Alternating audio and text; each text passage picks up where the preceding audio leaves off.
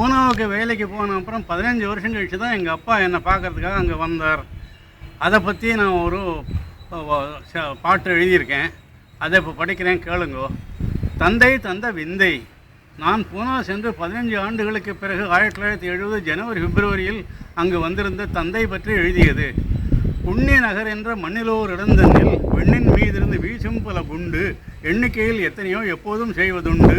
கண்ணுமை போலத்தாய் நாட்டை தான் காக்கவென்று கண்ணாக வளர்த்து கல்லூரியில் கற்க வைத்து அண்ணாமணி என்பாரின் ஆலோசனையை தான் கேட்டு அண்ணாமலை நகர் என்றும் ஆயிரங்கள் தொலைவென்றும் எண்ணாமலை என்னை இந்த ஊருக்கே அனுப்பி வைத்தாய்.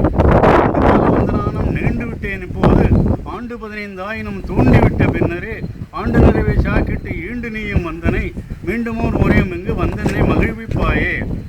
சனிக்கிழமை பிற்பகலில் பேருந்தில் புறப்பட்டு சனிவார் வாடாவென்ற கோட்டைதனை பார்த்துவிட்டு மனிதருள் மாணிக்கும் மகாத்மாவின் மனையாளான புனிதவதி கஸ்தூரி அன்னையின் சமாதி கண்டாய். அன்பினால் அனைவரையும் அடிமை கொண்ட அண்ணலேதான் அந்நீரின் அடிமைத்தலை அகற்றிடவே அழைத்தபோது வெள்ளையர்கள் வெறிகொண்டு வெஞ்சிரியில் அடைத்திட்ட எரவாடா என்றும் ஒரு இடமுதான் இங்குண்டு. பார் பார் என்றழைக்கும் பார்வதி குன்றின் மீது பார்வதியும் திருமாலும் குமரனுமே கோயில்களில் வீட்டிற்கும் அழகைத்தான் போற்றியே பாட ஒரு அவ்வைதான் வரவேண்டும் கைலாய மலையன் என்று.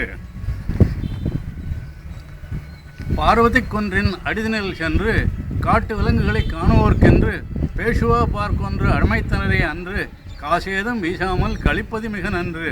சிட்டுப்போல் பறக்கும் சிறுவர்கள் மகிழவே சிறி போய் வண்டியிலே பூங்காவை சுற்றுவரே. படகிலும் அவர்கள்தான் பயணமே செய்வரே, கடலிலே செல்வது போல் கழிப்புமே எய்துவரே.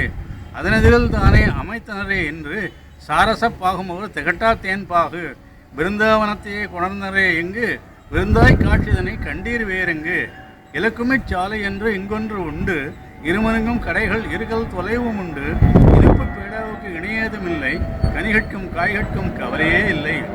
மண்டி என்ற பெயரே கொண்டதோர் மார்க்கெட்டில் வண்டிகளில் கொணர்வர் இருந்தும் திக்கெட்டில் முண்டியெடுத்து நாமே வாங்குவோம் கறி காய்களை கண்டிலோம் இதுபோலே கண்கொள்ளா காட்சியை.